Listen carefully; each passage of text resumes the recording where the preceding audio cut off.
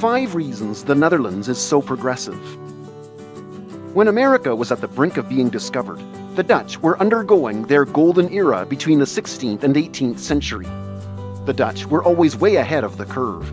Here are 5 reasons the Netherlands is such a liberal and progressive country. Number 1. Laws and policies. The Dutch legalized prostitution in 2000 and euthanasia in 2001.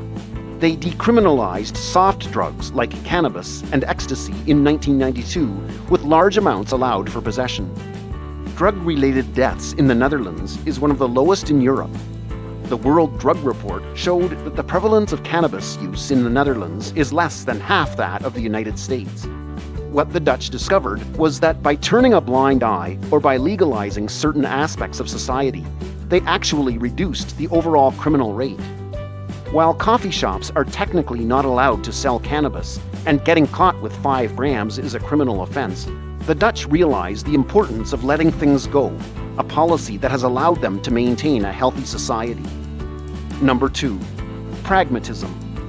The Dutch are uncomplicated and pragmatic people, and that is evident from the way they handle their daily lives. There are always proponents of hate, as in any democracy, but these have always been heavily resisted in the more urban areas. This can even be observed through their legislations.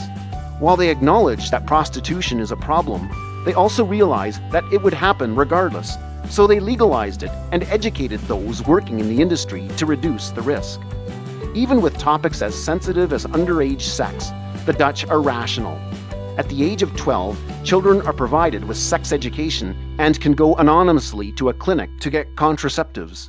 While this would give parents worldwide a heart attack, research has shown that the Dutch have their first sexual experiences relatively late compared to more conservative societies. Number 3. Their history. The Dutch East India Company was a first of its kind global corporation that not only traded, but colonized many countries, including present-day New York City. Its wide expansion across the globe brought together many international flavors. Their liberal tradition began as far back as the 16th century. The Orthodox and the lower class were not in favor of this, although the nobles were. In fact, they were the ones who introduced religious tolerance and were the guiding force behind the Constitution. They were also among the first to introduce universal suffrage. They saw some trouble post-World War II when the conservative rule tried to break up the welfare state. But the Liberals saw a massive resurgence, and since 1918 all the way to present day, there has been an increase in the Liberal seats. Due to this, they learned to live in harmony even if they didn't always agree. Number 4. Pillarization. Many people had to live behind dikes well below sea level, so they were always in danger of being flooded. This led them to cooperate with one another even if they didn't see eye to eye.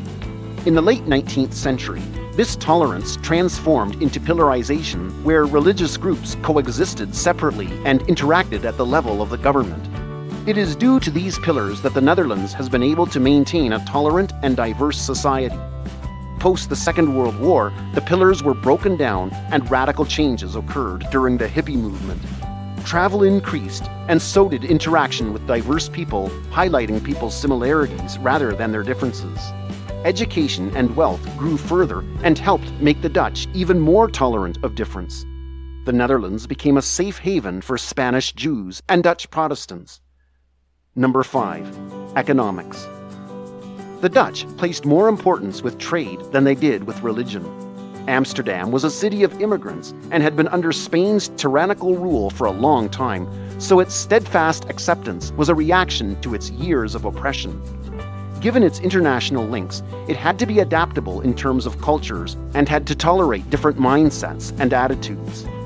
In their bubble of pragmatic tolerance, the egalitarian Dutch frown upon idiosyncrasies, and it is their ability to separate emotion from problems that has allowed the Dutch to make unconventional decisions that have established it as the world's capital of relativism.